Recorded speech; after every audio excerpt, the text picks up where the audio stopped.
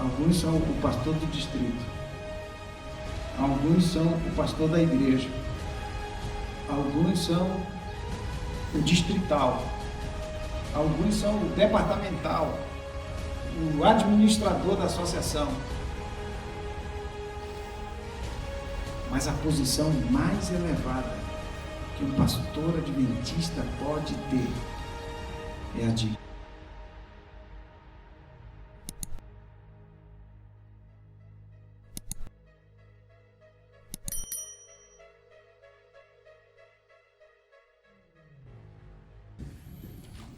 É interessante que quando a gente começa essa carreira, e a gente está sentado nesses bancos, a partir da perspectiva que vocês estão, 4 anos parecem ser uma eternidade. Eu sei que para alguns 4 vira 5, às vezes 6, mas esse curto período de tempo, quando a gente está nessa perspectiva, o tempo passa, parece que um pouco mais devagar. A gente mal chega e já começam as semanas de colportagem, e a gente já está se preparando para a colportagem e está ali vencendo um gigante a cada férias, um gigante a cada dia. Mas quando a gente inverte esta perspectiva, parece que foi ontem. E eu também estava sentado nesses bancos. Eu também estava vivendo o que vocês estão vivendo. E minha turma tinha algumas coisas que eram marcantes na nossa turma. Primeiro, eu era um dos mais novos da turma. Eu me formei com 21 anos.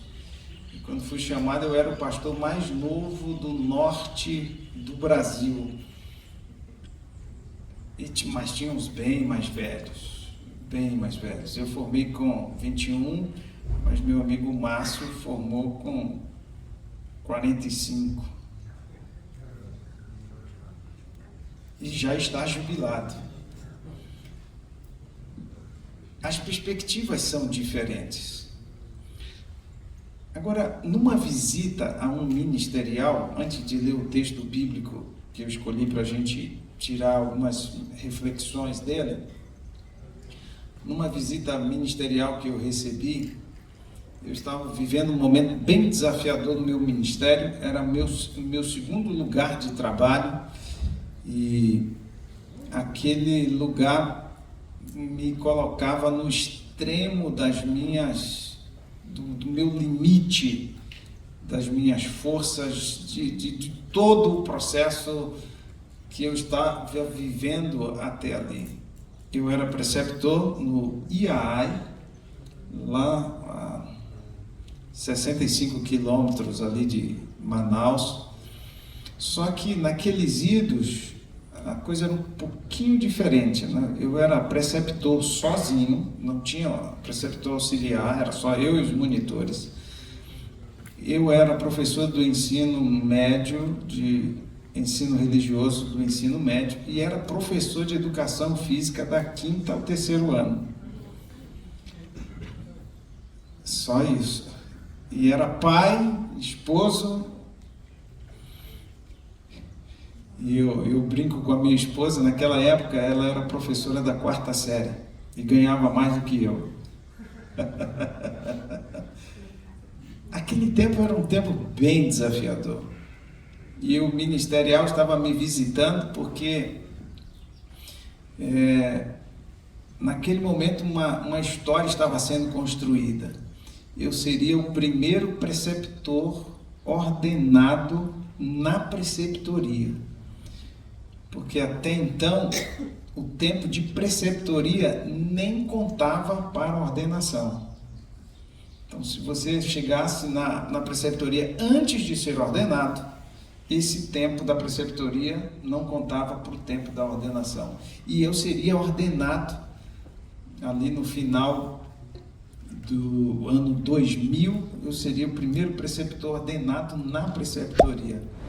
E a história se mudava. E lá, contando um pouquinho dos meus desafios, a minha rotina, ele me disse uma coisa que eu nunca esqueci.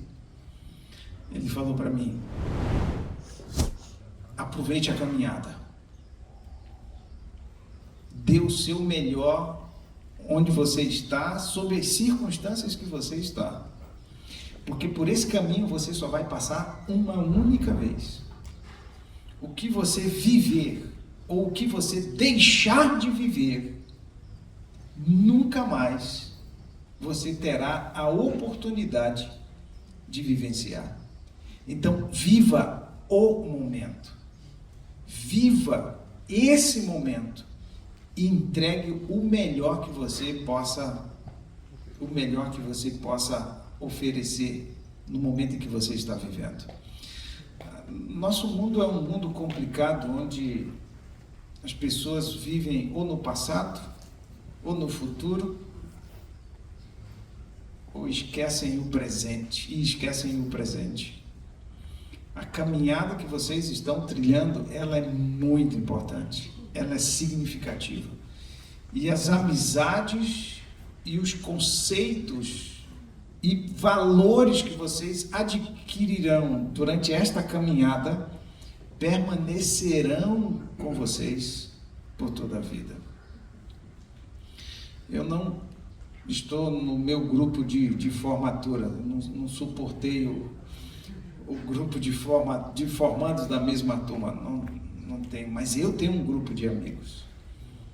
Um grupo de amigos que tem na junção dos nossos nomes, o nome do nosso grupo. E esse grupo é um grupo muito especial. Nós passamos 7 anos juntos no internato. Moramos no mesmo quarto, trabalhamos no mesmo setor de trabalho várias vezes, formamos no ensino médio, formamos no teológico e todos permanecemos no ministério pela graça de Deus. Amém. Nesse próximo ano, ou neste ano, eu estou fechando meu 28º ano de ministério. Pela graça e misericórdia do Senhor. Pela graça e misericórdia do Senhor. E eu lembro de um momento, vários momentos, mas apenas para mencionar um momento. Era o nosso momento de oração nas Jaqueiras. Eu formei no antigo IAN, a FADBA, e debaixo, entre o prédio masculino e o prédio do SALT antigo, tinha um grupo de jaqueiras, e nós tínhamos entre aspas, culto da jaqueira nosso, que funcionava logo após o almoço, antes dos bolsistas irem para o trabalho. E a gente se reunia debaixo daquela jaqueira e a gente tinha um pedido, um único pedido que se repetia. Nós queremos ser pastores que façam a diferença. Nós não queremos ser pastores por ser pastores. Nós não queremos ser mais um no ministério. Nós queremos ser pastores que façam a diferença. Nós queremos ser pastores que possam abençoar a igreja. E aqueles momentos de oração, de compromisso, me acompanham até hoje. Então, aproveitem, vivam intensamente esse momento. Tudo que a providência divina abrir a porta para você fazer, faça-o bem feito, faça-o da melhor maneira possível, porque por este caminho vocês só passarão uma vez. Alguém me perguntou sobre o PowerPoint e eu respondi que eu ia usar o Paulo Ponte. E aqui eu quero fazer um primeiro apelo aos futuros pastores. Um dos grandes desafios dos nossos dias é a distração. O supérfluo, o secundário, terciário, acaba sendo mais importante do que aquilo que é primário e que deveria ter a primazia. Alguns passam mais tempo preparando o PowerPoint do que estudando a Bíblia, a mensagem que vão apresentar. Lembrem-se, não é você, não tem a ver contigo, não é a tua apresentação tecnológica, moderna, não é você, nem suas técnicas de oratória. O poder está na palavra. Amém. E não tem a ver com você, tem a ver com a palavra. Não tem a ver com os seus dotes, suas habilidades. E aqui eu faço um parêntese para dizer que você, segundo Ellen White, você tem que torná-las o máximo potencializadas.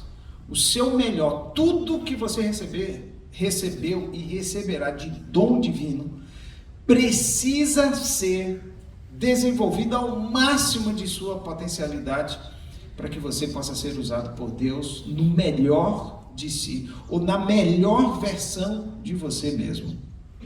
Contudo, o poder não está no vaso. O poder está nas mãos daquele que usa o vaso. Eu escolhi um texto do apóstolo Paulo que tem sido fruto de minhas reflexões nessas últimas semanas.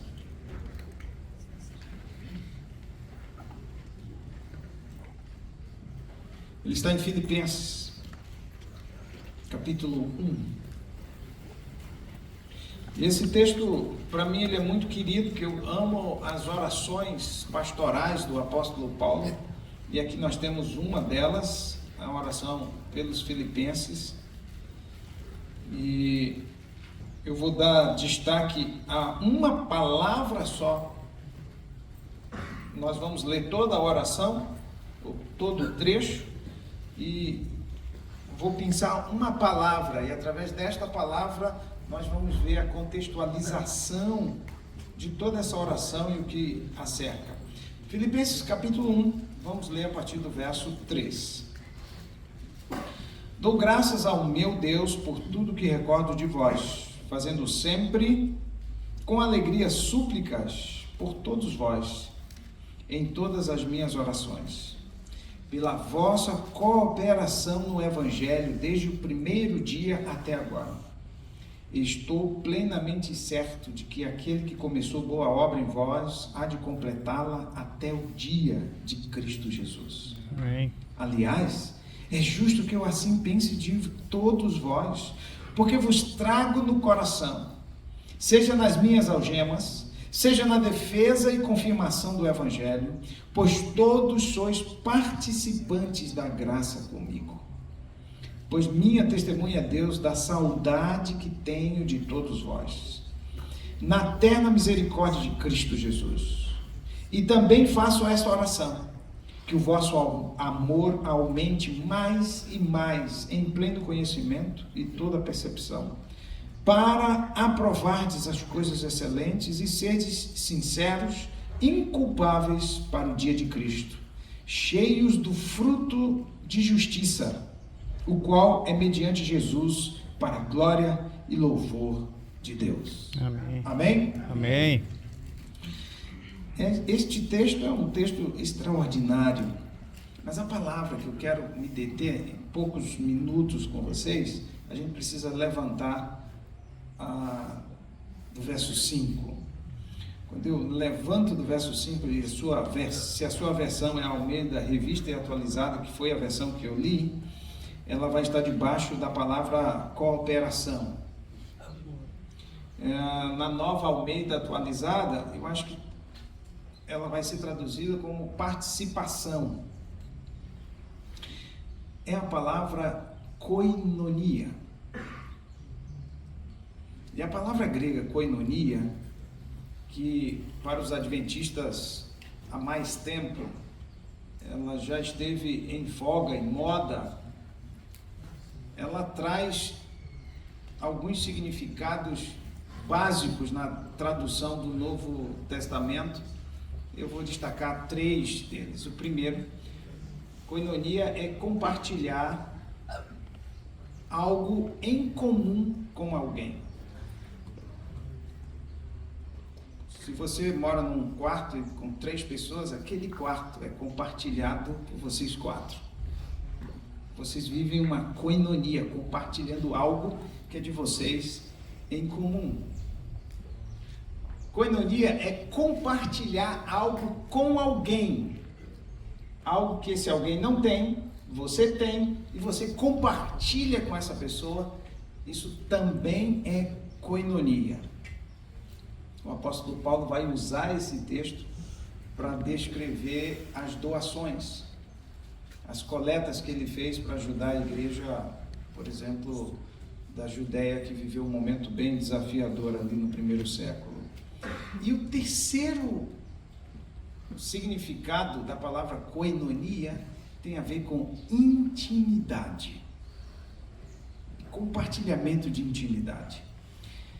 E eu escolhi esta palavra porque esse breve trecho de Filipenses que nós lemos expressa como o apóstolo Paulo se relacionava com as suas ovelhas, os filipenses. Essa igreja fundada pelo apóstolo Paulo era cuidada por ele mesmo à distância, mas a relação pastoral, a relação entre o apóstolo Paulo, pastor, e os filipenses, suas ovelhas, ela estava entrelaçada ou unida por uma experiência de koinonia. E por esse texto é muito claro que o apóstolo Paulo era muito próximo dos filipenses. Expressões que eu entendo que você pegou aí, que mostram isso. O português traduz, o apóstolo Paulo sentia saudades. Você só sente saudades de quem você ama. Você só sente saudade de quem está ligado a você. As pessoas que você sente saudade são as pessoas mais próximas a você. São as pessoas que você compartilha algo. Pode ser a sua família, seus pais, seus irmãos, seus amigos, pessoas com quem você teve uma experiência em comum, pessoas que são do seu ciclo de intimidade. O apóstolo Paulo usa uma expressão muito carinhosa para se referir aos filipenses, porque o apóstolo Paulo diz que os carregava aonde? No coração.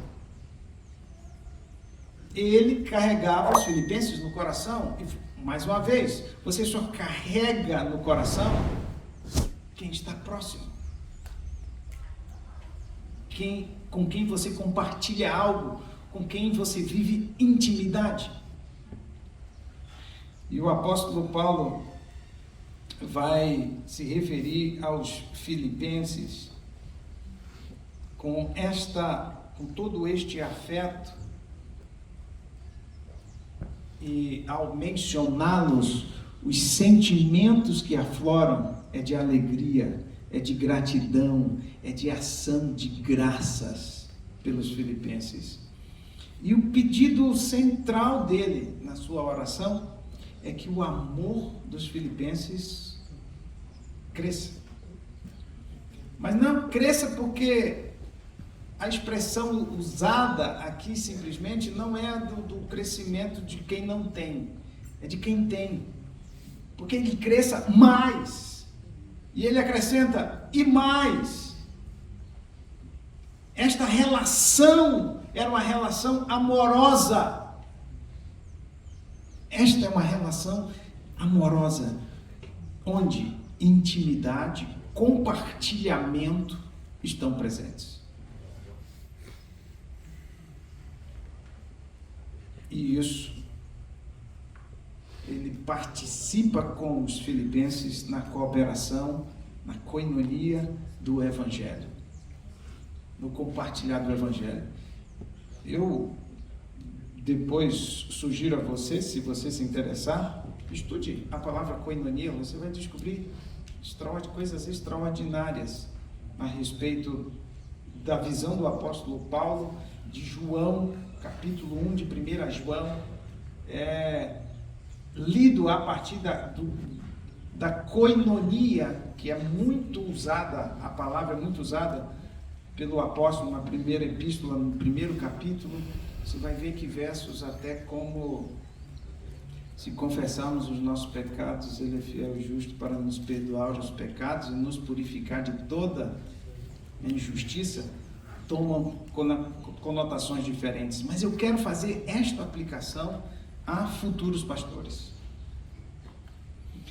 Graças a Deus esse tempo é passado, mas houve um tempo no seminário em que os pastores ouviam expressões do tipo: não confie em administradores, não confie no seu ministerial, o pastor é alguém que deve se manter uma relação distante da igreja, profissional, presente, etc., mas mantenha-se distante, preserve a sua intimidade. E muitos pastores chegaram no ministério com essa concepção. Contudo, essa concepção ela vai na contramão daquilo que era a experiência pastoral do apóstolo Paulo. Em vários trechos de seus escritos nós conseguimos identificar exatamente o oposto. Aqui nós encontramos o apóstolo Paulo numa relação tão íntima, tão próxima aos filipenses, que mesmo em cadeias, mesmo em seus momentos de extrema dificuldade, seu coração, seus pensamentos, suas orações estavam vinculadas às suas ovelhas. Hoje está na moda o pastor Instagram, o pastor das redes sociais, o pastor estrela que pega o púlpito, assume o púlpito e dá um show, faz um espetáculo. Alguns lembram até um stand-up. Mas Ellen White, inúmeras vezes, escrevendo aos pastores, vai dizer: o seu principal papel não é o púlpito, não é a pregação. Na pregação, o seu papel apenas começou. O papel do pastor inclui a visita de casa em casa, as entrevistas pessoais. E ela aconselha o pastor, mesmo depois da pregação, do sermão, que o pastor dedique tempo a ouvir as pessoas, a responder suas perguntas, a direcionar palavras de proximidade. E eu gostaria nesta manhã de colocar uma semente no seu coração, ou regar esta semente que de alguma forma já foi colocada por seus professores, ou pelo seu pastor, aquele que foi a sua referência. A sua relação com as ovelhas precisa ser uma relação de koinonia. Você precisa estar com a koinonia do evangelho com suas ovelhas. Você precisa compartilhar algo em comum com eles, e isto não é o programa do sábado pela manhã, e isto vai além das atividades do calendário da igreja. Você vai precisar compartilhar intimidade, porque o discipulado bíblico implica em intimidade. E se nós pegarmos o nosso modelo mor, nosso Senhor e Salvador Jesus Cristo,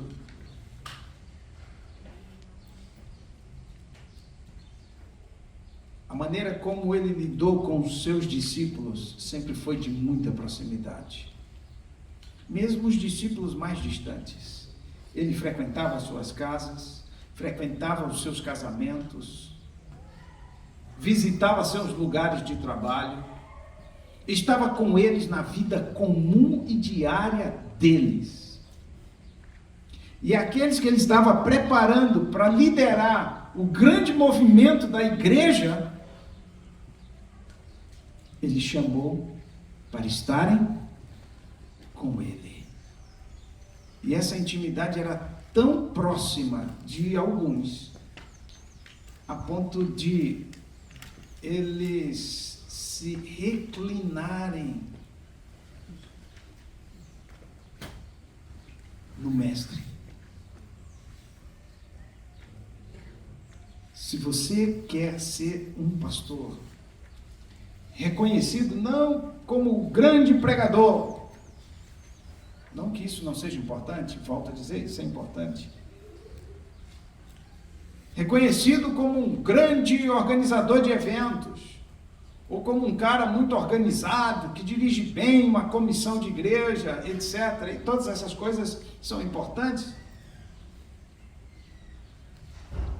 Mas se você quiser ser reconhecido como o meu pastor, e esse é o título mais precioso que um pastor pode ter. O meu pastor. O meu pastor. Alguns são o pastor do distrito. Alguns são o pastor da igreja. Alguns são o distrital. Alguns são o departamental.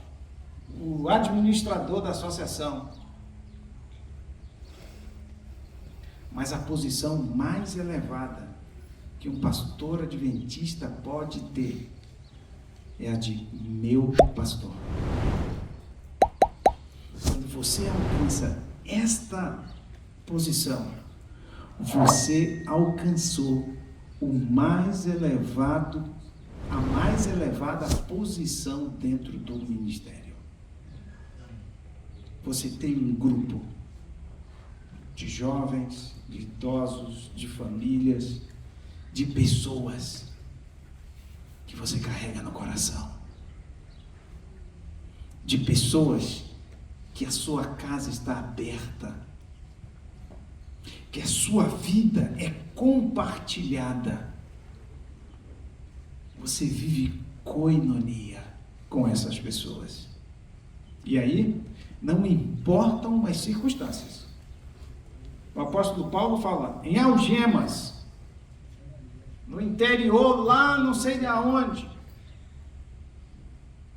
na capelania da escola, na preceptoria do colégio,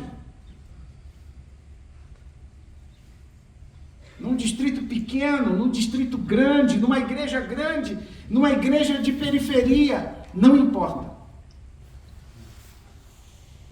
A sua oração vai ser que o amor aumente mais e mais, porque você vive koinonia com as suas ovelhas. Nunca permita que você cruze a linha que separa os verdadeiros pastores dos mercenários. O mercenário está preocupado com o fim do mês. O mercenário está preocupado com o auxílio. O mercenário está preocupado com qual é o teto do aluguel. O mercenário está preocupado, não vão aumentar a quilometragem? O mercenário está preocupado com as benesses do ministério. Mas o pastor, o verdadeiro pastor, aquele que a igreja chama de o meu pastor, esse vive em koinonia com sua igreja, na cooperação do evangelho, na comunhão da graça. É fácil? Não é fácil. É muito difícil. É muito difícil. Mas eu tenho uma promessa. O apóstolo Paulo, em sua bênção pastoral, na segunda epístola aos Coríntios, capítulo 13, na Almeida Revista Atualizada, é o verso 13. Algumas versões põem essa bênção no verso 14. Aqui estão os 3 presentes da divindade para a sua igreja. É assim que eu olho esse verso. A graça do Senhor Jesus Cristo, o amor de Deus, a comunhão do Espírito Santo seja com todos vós. O que recebemos de Jesus Cristo? Graça. Não existe pastor que não experimentou a graça de Cristo, que não entenda a graça de Cristo, que não viva a graça de Cristo, porque nós somos tão pecadores quanto aqueles que estamos trabalhando para salvar. E o que nos garante a salvação é a graça de nosso Senhor e Salvador Jesus Cristo. Segundo presente que recebemos de Deus, o amor. Deus compartilha conosco a sua própria essência. E o amor divino sempre terá as 2 dimensões: o amor a Deus e o amor ao próximo. O amor que Deus derrama em nosso coração flui na direção do meu próximo, flui em direção das minhas ovelhas.